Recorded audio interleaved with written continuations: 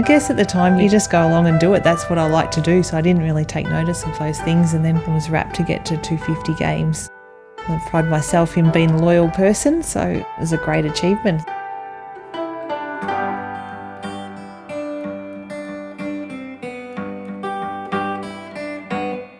I was playing juniors at Diamond Valley, and I think I'd even made it into their senior team at that stage. I was 16, and I had a call from the president of Bulleen at the time asking me if I'd like to come down and try out for their senior team. So I went over to Bulleen, played top age under 18s at Bulleen, and at that same year played in their WNBL team.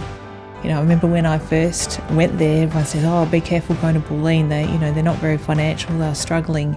You know, that was 1988. So it was always a group of dedicated volunteers, whether it be the coaches or the committee, that really worked hard to play us through. I stayed at home and finished my year 12 and went to university and started working as an accountant when I was, I think, about 21 and playing at the same time.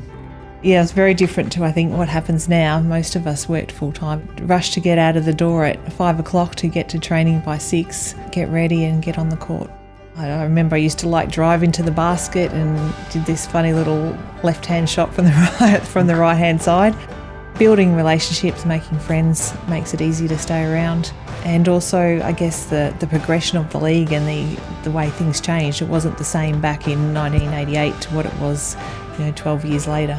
The professionalism of the league had grown quite a lot. When I first started, there was probably your parents were watching and a couple of others, and that was about it. And I think it was just a gradual progression over the years where membership started and more sponsors, and then you'd have people turning up wearing a Bulleen gear, which was nothing happened like that back in the late 80s, but gradually through the 90s that started to happen.